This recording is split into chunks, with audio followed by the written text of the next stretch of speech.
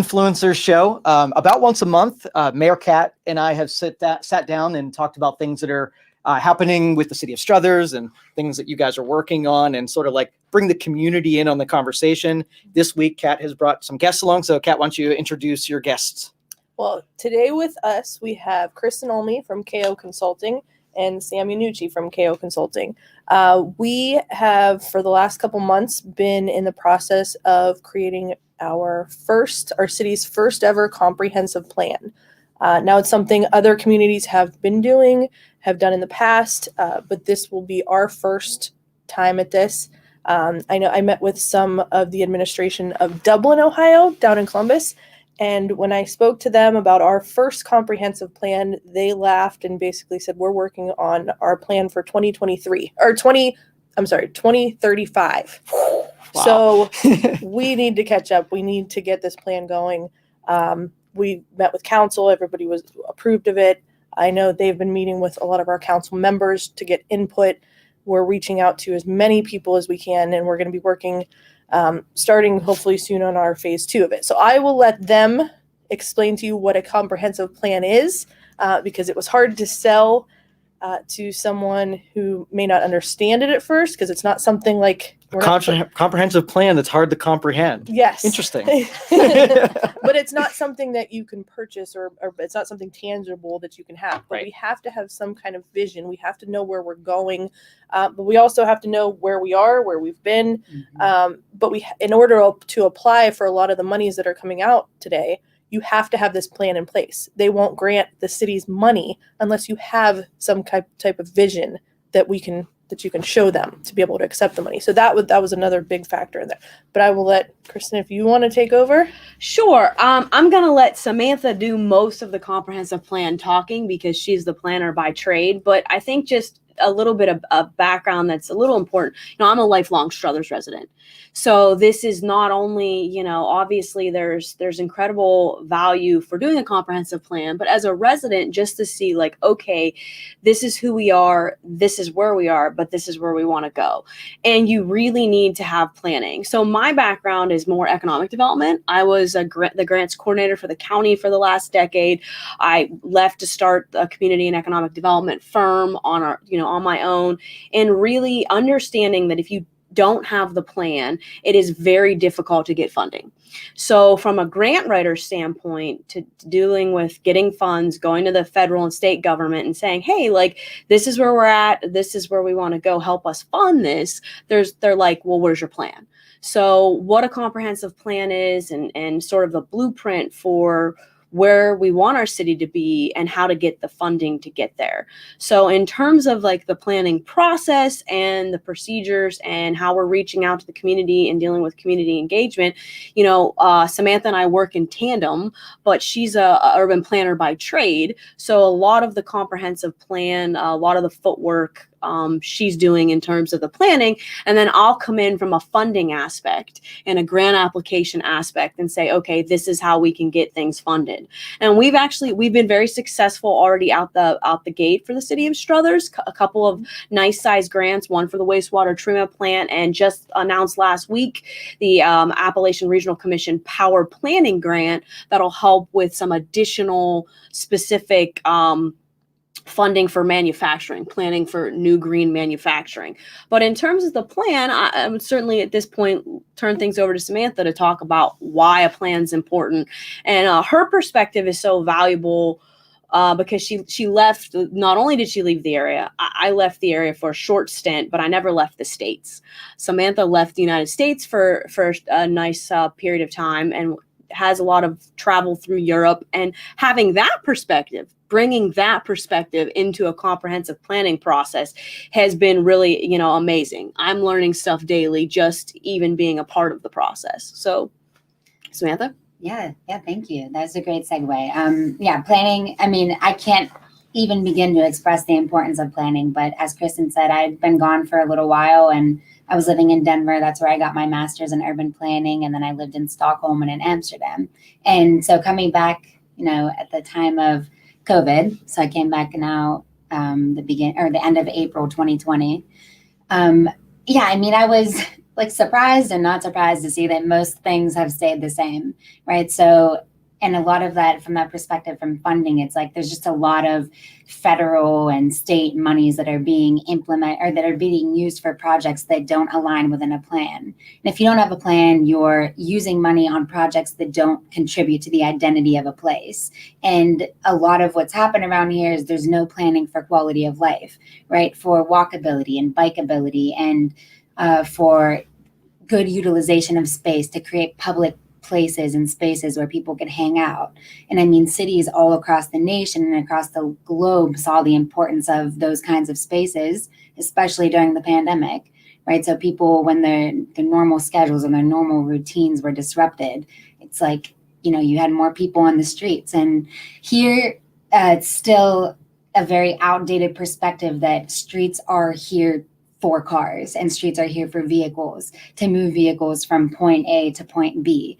So I really want to change the conversation and introduce, they're not new concepts. I mean, they're older than the history of cities, but just introduce concepts that bring people back into the equation. And yeah, I mean, like Mayor Miller and Kristen both said, you know, we need plans for these funding opportunities as well. We're at a point in time that, I mean, it's very advantageous for funding different kinds of projects, whether that be for infrastructure or for placemaking and quality of life, where we have all of these American Recovery Plan funds. So yeah, we need a plan and we need a strategy to fit them into.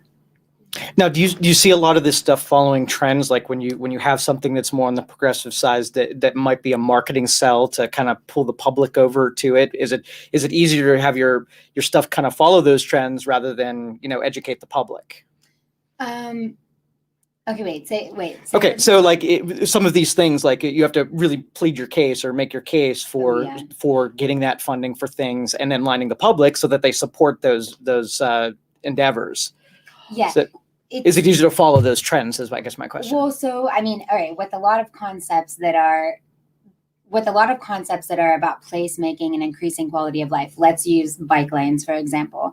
It tends to be very controversial.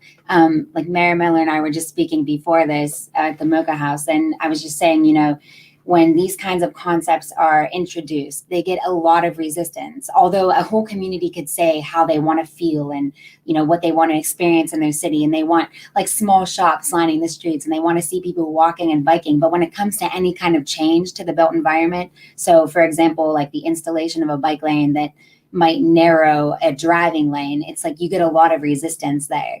So it's, you know, even though these quality of life changes and projects are happening all over the world, it is still very controversial in any community. When you're introducing change, there tends to be a lot of resistance. I mean, a lot of times what planners will resort to is what's called tactical urbanism. So applying temporary solutions to a place to help people see what's possible. So you see that a lot, like with this past week, it was parking day. So all across the nation, people will turn a parking spot into a small pocket park. And then you could just begin to demonstrate to the community and to the public what's possible in that space. So it's, I don't know if that exactly answers your question. Oh yeah. And as mayor here, I mean, you're pretty good at keeping yourself, like you combat things, like you're able to, but you're delicate and you kind of keep everybody still, you know, in the cause. So when you so you have safe plays that don't push on norms, and then you have progressive stuff that kind of bring out some, like she was saying, that some fight about it. As mayor, how do you strategize? Is it like small steps leading up to it, or I think it really depends on what is going on. I ran for this position to be able to make those big changes, to be able to make the big splashes, knowing that we were going to have the pushback from some of the residents.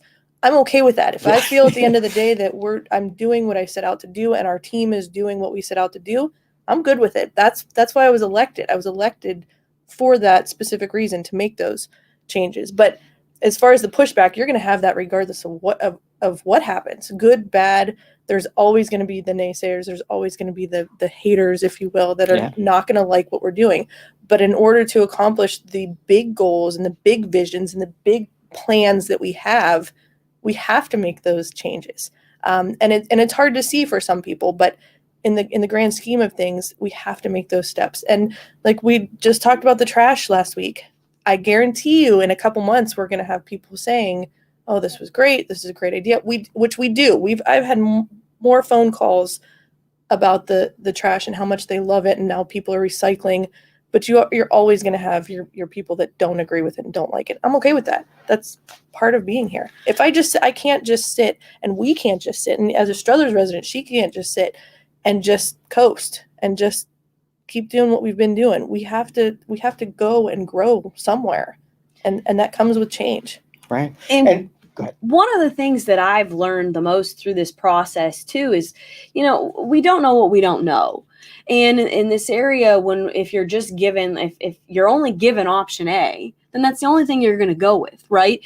But so if we bring in, well, this is option A, and here's option B, and here's option C. Now, which is the best? Let's have a robust debate and conversation on those. But then at least we're given another choice, another opportunity. Like if we only ever look at this road and we've only ever looked at it for driving vehicles, we don't know the vision of what could exist for a bike lane and what that would mean. And even for me, watching this process has been, and watching it while you're involved in it has been a phenomenal thing, because I'm learning just what the residents want and how we see ourselves and how we see our community by just having conversations within this planning structure. And I have to say, I've worked with a lot of mayors, and Mayor Miller is tremendous. And, she really could sit back and listen and learn and allow people to present different options and not just be like, no, we're going to do it this way because we've always done it this way. And that's what, Struthers is such a special city to me for a plethora of reasons, but I really think it has a wonderful opportunity to be this beacon of an example of what a deindustrialized city could be moving forward. And how do you guys choose like the communities to emulate that are in a close enough situation that we are to kind of like follow what they've done? Can I take that one? I'm going to answer that question real quick, and then Sure. you can follow up. We look to other cities to get ideas, but Struthers is so unique, and we have such a different type of environment, not just our downtown, our schools, Youngstown, Poland Road, all of our different business areas, our people. We are not like normal cities. It's hard to replicate or match or do anything other cities are doing. We're going to be our own. So while I like to get ideas and like to hear things and learn things, we're going to do what's best for our city, and it's going to be unique. It's not going to be like any other city, and we really never have been. Sorry. And I was just going to add the engagement piece. Samantha, nobody pushes in a community engagement piece more than, Samantha, and ensuring that the residents also have the residents council. Everybody has the proper say in it, and explaining, I think, Samantha, it'd be interesting for you right now to explain why that residential buy-in is so important, because if you plan for things that you think you need without engaging the residents, they're not going to use what you plan for. So I don't know if you wanted to. Yeah, that's exactly it. You always want to hear from the community for what you're planning, because you could think you're doing all the greatest things in the world, but if you don't have that residential buy-in, and I'm talking like that emotional buy-in, then you might as well waste money elsewhere, right? So, we could put a park somewhere, for example, but if it's not something that the residents are going to use, then it doesn't really have the kind of benefits that it could otherwise. But there's so many reasons for community engagement.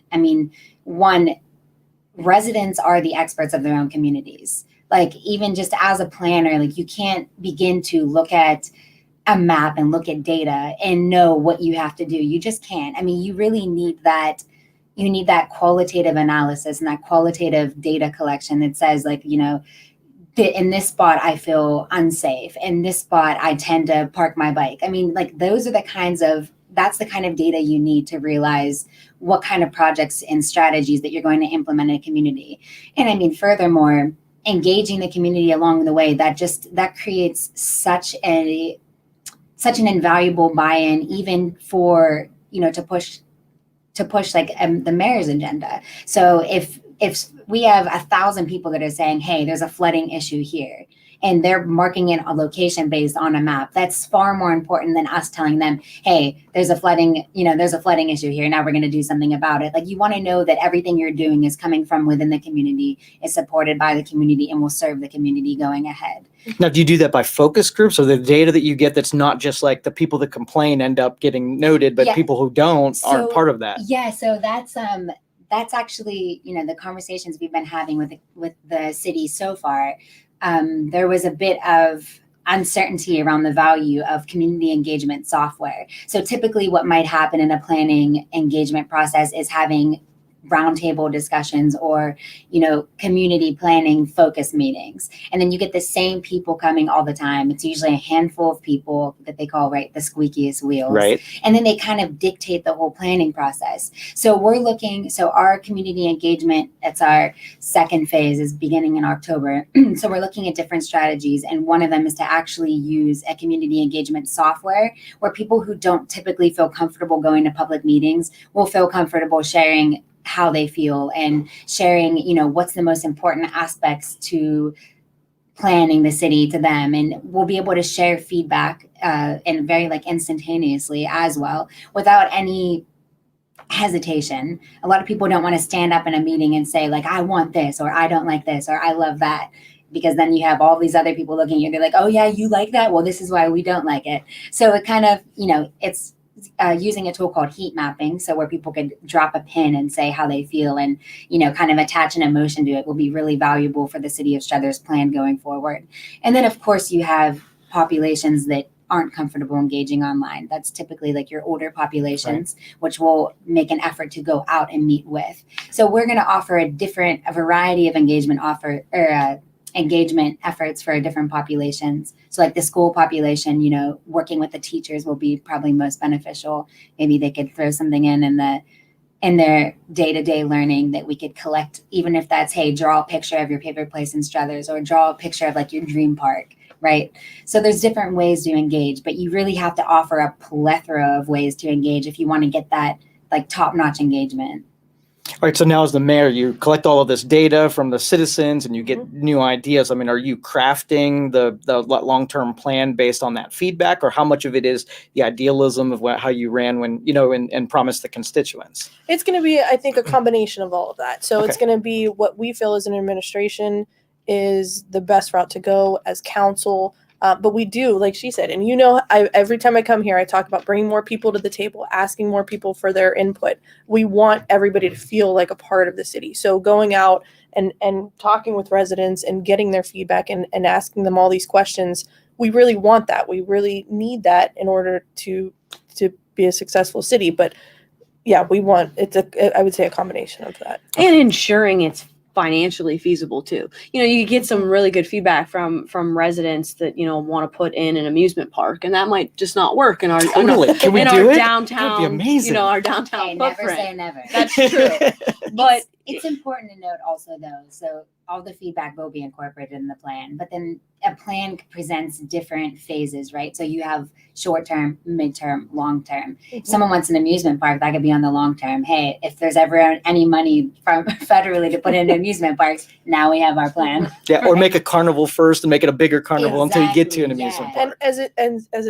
insane as that sounds to me, you know how I am with the ideas. We come up with crazy ideas. Yes. People bring ideas to us, and our theory has always been, why not? Why can't we do this in Struthers? Why can't it happen? And these two women with the company have really embraced me and a lot of the craziness that goes on in day-to-day life. And they never, whereas I'll tell my husband something and he'll laugh and be like, okay, Kat, okay, and just kind of rolls his eyes. These two, every time we're at the table, they will really try to figure out a way to make it happen, or a way to explain to me why it can happen or why it can't happen, and really kind of ground us.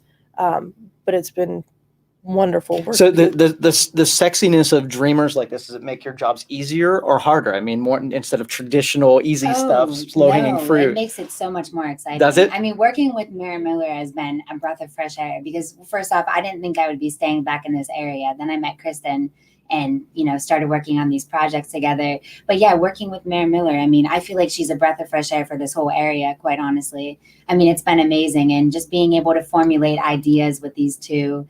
And, every time she brings an idea, like, I feel like we all could be like, yeah, and this is what would make it better, right? And it's, yeah, and I mean. No, I'm going to take the controversial answer to that. Okay. I think it's both, because then from a funding capacity and from my vision, like, what's feasible to get funded is where I come in. Like and how do we have to set it up in phases and this calendar year? And, obviously, Mayor Miller, her administration, they want it now. Like, they want to go as fast as humanly possible. And are you the bad cop? Is that yes, what we're yes, saying? that's what I'm like. I am like, well, we need to get it funded, and this is the funding timeline. So, I mean, and I'm a little bit less of I might not have as good of an imagination as both the Kat and Samantha do. Mine is a little more like, hey, but we can't get it funded unless we have this in it. But it's amazingly fun, but it's not that this is also very hard work too. There's not, you're dealing with everybody in the United States is recovering from the recession.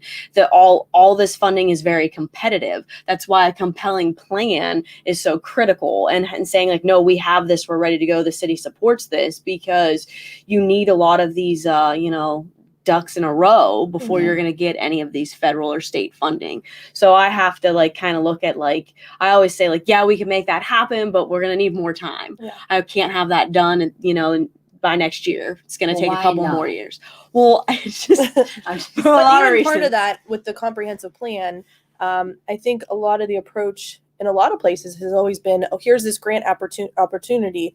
What are we going to apply? What are we going to use this money for? What could come up with a program, create something that we can use this money for. And this plan will help us be able to say, no, this is what we're using this for. This is almost like a timeline of when we get to this certain time of the grant opening, this is what we're applying for. So more of a set, we're ready to go when it's available. Yeah, you always want to have a plan and then grants to follow, right? And it's the same with engineering. You want to have a plan and then you can get an engineer to make it happen. This area does it in reverse though. So, I mean, the area is engineered. It's not planned, right? It's why we keep seeing water and water lanes. And it's why we keep seeing people or jurisdictions going after funding opportunities that don't align with any kind of plan. And don't really. Well, if you kind of see other communities that, like in the 80s and 90s, convocation centers, every community, they were getting grants and funding for it. And whether or not you needed one, they were pursuing it just because you could get those jobs. Exactly. Now, do you see that happening in other areas where, like the funding is pro something, but you don't know if your community even wants something like that? I mean, I see that from a grant perspective, you see this dollar chase that is like, well, wait a minute, like, yes, this grant's this grant's available, we need to go after it. Well, do we have a project that fits what that grant's asking for? This plan, where we want it to be different too, is we're going to layer in, okay, this is what we came up with, this is what we want, here's the funding sources to get this done, here's when they're due, here's when they come about annually, here's what year we're going to apply. So you really could see potentially like a 10-year solid strategy this is how we're cycling this in. And no elected official wants to hear that. 10 years? No, we need to go now. But terms two. Yeah, I mean, come on, let's speed this up. Exactly. But to do this properly and correctly, and that's always been my thing with the City of Struthers administration right now, is they want to do this so that it lays the foundation for the next 50 years of our city, and for our residents to have that, that solid ground of a permanent tax base where you have the income coming in, because here's your industries, here's what you're doing now for the next generation. That's what this plan is. And it's like that, planting that tree that you're never going to sit under the shade. Part of that is there's a reality that this work we do is going to benefit, generations to come. And that's hard, again, an elected official. Not what? It's now. We have to serve the people now, which we are. But the long-term effects of this is just going to be tremendous. Well, especially if those projects go multiple terms, that if you've got buy-in from the community and yourself, and it's a complicated thing, somebody comes in there later on and says, I don't like your idea, and it falls apart. I mean, that would be not great, right? Not great. That's why I'm trying to be here for as long as I can. Okay, all right. I don't go anywhere. So Well, hopefully, the the important thing to note about a plan though is right. It's created by the community. It's adopted by the council. So it is actually a document that's adopted. So I mean, it's if you have a mayor that comes in later and is like, no, we don't want this. And if it's that updated plan that the community created, I mean, I don't know if that mayor would. Well, the community has about a 30-second attention span. So things that take longer than a week to come together, they might forget why they started it in the first Joe, place. that's honestly a good point. It really is. And that is actually the purpose of having continuous engagement. I'm not talking just like, hey, let's create this document now bye. It's like, no, you want continuous engagement with the community. Hey, here's what you wanted. Now we're a year later. Here's what we did. But you want that on a continuous basis. Like, hey, you know what we're applying for this week? Or you know what kind of grant we got? It's for this project that we have laid out in the plan. Like keeping people on board is really, really important to getting things done in the city. Like you don't want to lose that momentum. I mean, so there's ways to do that in like creating kind of like a brand around the planning effort is one way, right? And Mayor Miller has a pretty active social following. So did you have any idea it'd be so much marketing in this position? I mean, it's a lot of telling stories, right? it is, but I'm used to it. I'm getting more used to it too. Okay. Yeah, it is. yeah. So anyway. No, it's exciting. I mean, yeah, it's an exciting time. All right. So as part of this longer term plan, do you have anything that's taken some shape that we can talk about, some longer term plans that are starting to come together? Yeah, so in the comprehensive plan that we have 4 different stages. So we are getting ready to wrap up our first stage, which is our existing conditions. And these women have been working on this for a very long time. We worked with YNDC. We had them come out and do some surveying.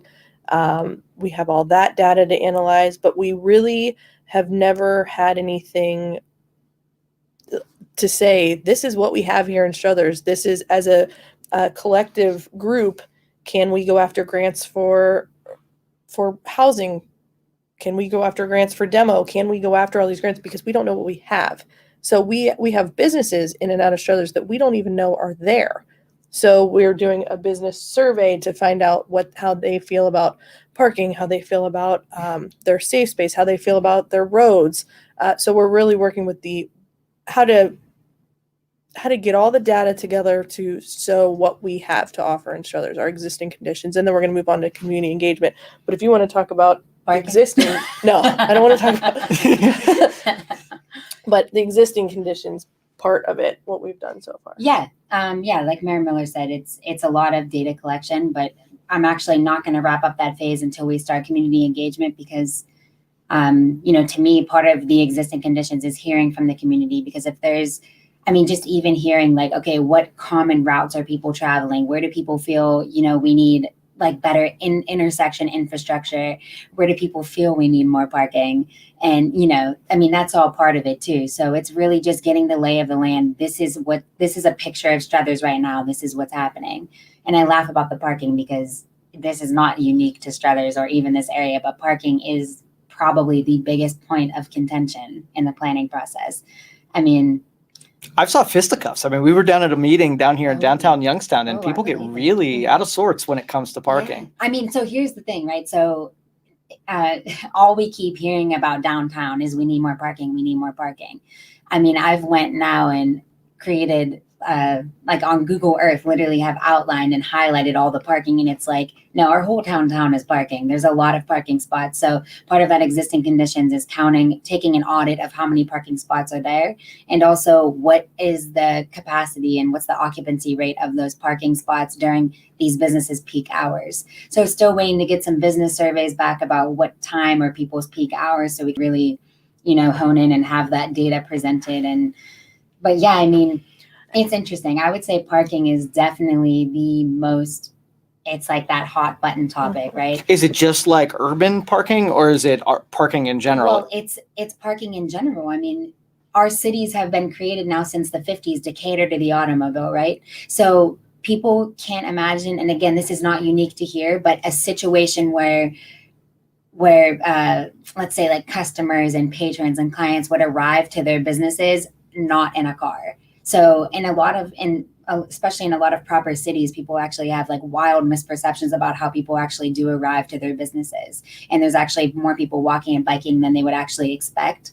So that's always an interesting topic too. But, like in downtown Struthers, I don't know if you're, for sure. familiar, right? Mhm. So there is a lot of parking, and, probably what the city needs is just a parking strategy so that we could better use the parking. Because if you have 10 lots in downtown Struthers, like 10 big lots, let's just say an example, and one business has a full lot during their peak, but then all the other 9 are vacant, well, then you could come up with a strategy. How can we use parking together? Because if every business comes thinking they need their own parking lot, that's when you get more suburban type development. Right. And if people want a walkable downtown with thriving commercial activity, thriving public life, they want to see people walking, they want to see people biking, you're not going to walk and you're not going to bike and you're not going to hang out in a parking lot.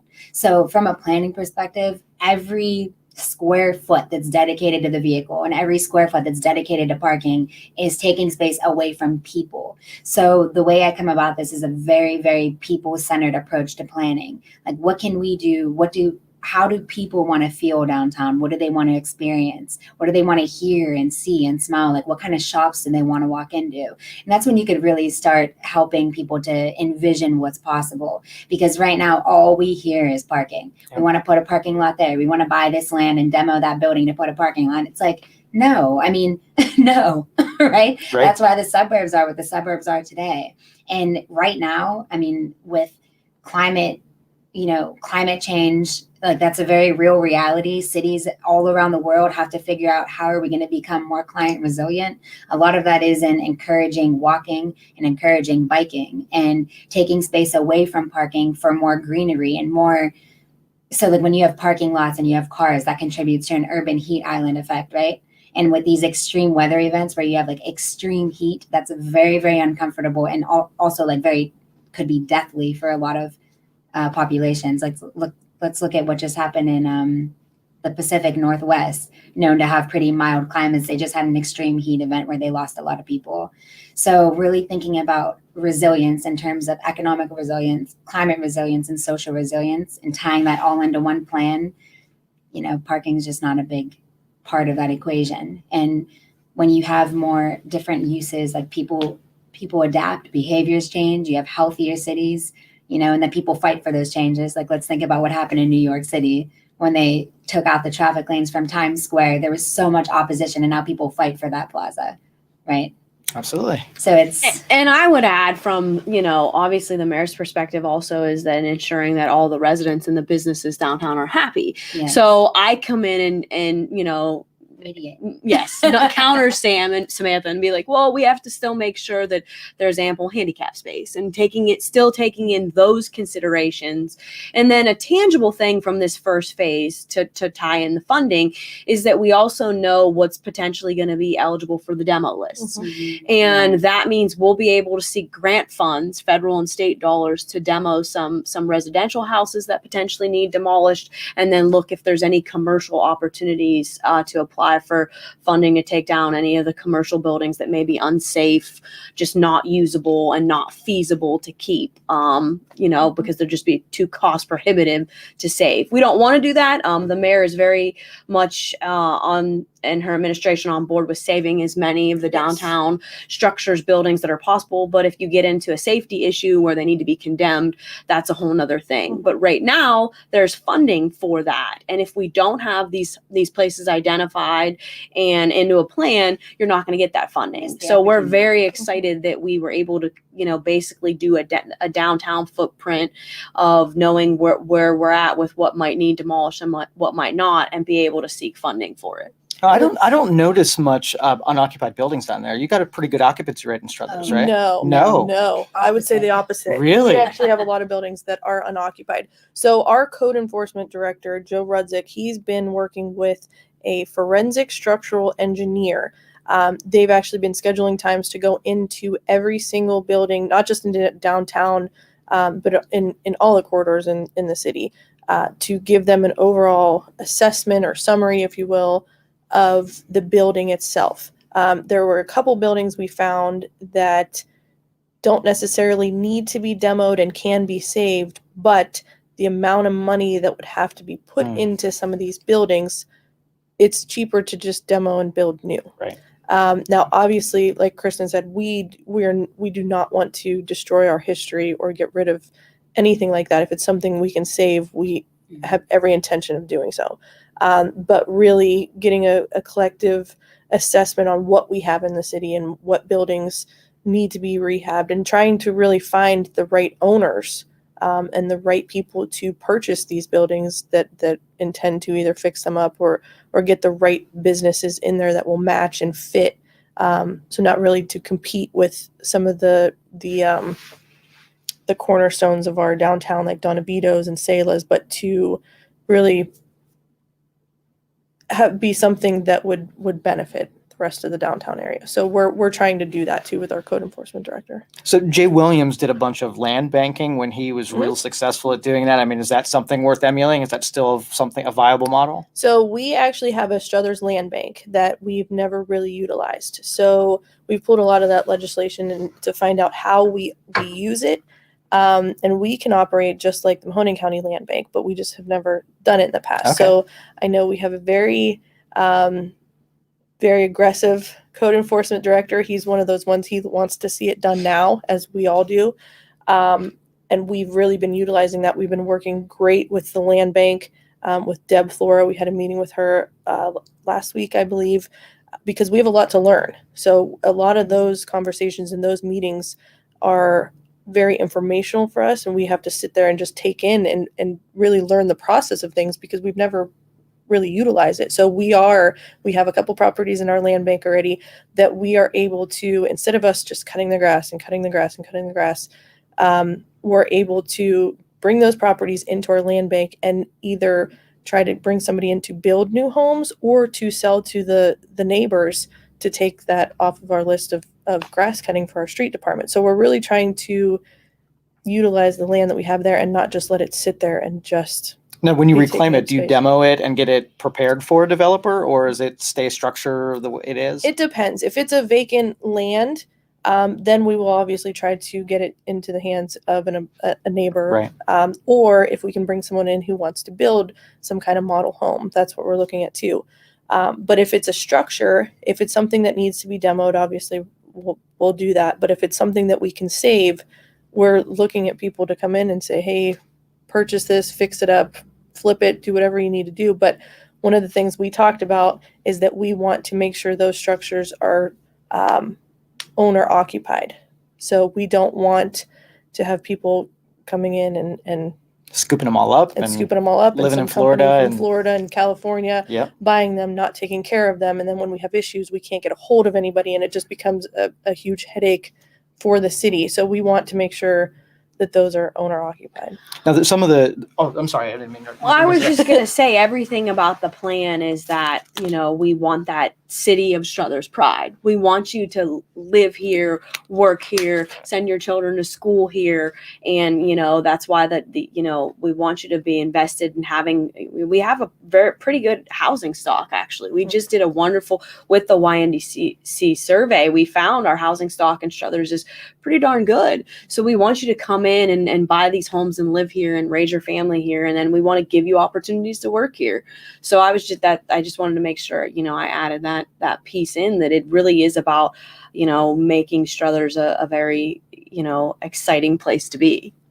So in Girard, there was a lot of complaints about those people that were out of state buying up properties and then running up the rents, so that the cost of living went sky high. So I imagine that all mayors are kind of combating that. So how do you put that in a way that you do open it more so to local buyers than out of state buyers? Do you make it harder to find the sales? How would you?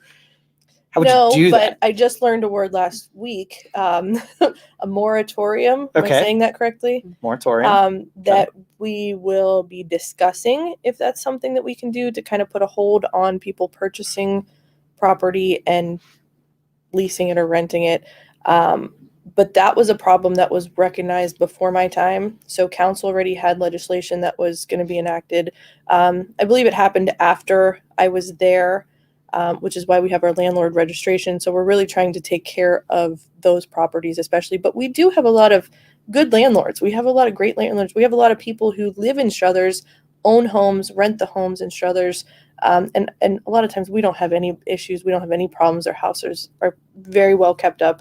But it's the landowners when they live in different states and far away, and we can't get a hold of anybody. So when we do have issues, it becomes a bigger problem, and it becomes a very long, drawn out process. So something that we could just call one of our residents and say, hey, we have an issue at this house. Can you take care of it? And it's done. We now have to send certified letters and wait for how many months and it just becomes such a time consuming process to try to help. To your question, a local example. So Youngstown Neighborhood Development Corporation, the organization that did the land survey for us to find vacancies and potential code violations. So an example to promote, I think your question was like, how do you promote home ownership? Local buying. So they'll give, so like when they rehab a house, they'll help with down payment assistance. So they get help up to 10% of down payment assistance. But then in exchange, so let's say like you're entering into an agreement that you will occupy that house for 5 years. And that could look different in different situations. So if the city of Struthers use their land bank and they rehab the house, they could offer the same type of arrangement. Perhaps they would say 10 years, right? So it has to be owner occupied for 10 years. There's different tools that you could use, especially if you're the entity putting in the resources and the effort into rehabbing the house. Okay, thank you. There's a lot of opportunity for a public-private partnership there between the city, other nonprofits that are doing housing rehab, and then just what that could look like. I mean, I think we're going to keep the law director very busy because you could make a lot of changes to the code, and as long as it's within, looking at what Struthers could do for their own city code, as long as it's within constitutional jurisdiction, doesn't conflict with the state of Ohio's constitution and the Constitution of the United States, you have a lot of tools as a city, just the way cities are structured. So that is part of the planning process. We're looking at that and providing some advisement, and hey, you could change the code enforcement to do this and this. I think it's also important to note though, like it's the renter isn't the problem, right? It's literally just like the disrepair of the house, and it's the owner allowing the house to fall into disrepair. So it's not like you want to code out renters, but you just want to make sure that houses are up to code, because it's like that broken window theory. If you put a car in a neighborhood and the car has a broken window, then you see all kinds of other physical degradation happening around it, because it's very psychological. So you want people to feel like their neighborhood is well kept and people care about it. And there is a major sense of pride in the city of Struthers, no doubt. I mean, you see it, you feel it. I mean, look at the mayor. She grew up here, went to school here, right? And you and well, thanks. You just named 2 examples. You can't come up with any more. Well, I'm just saying, right here on camera.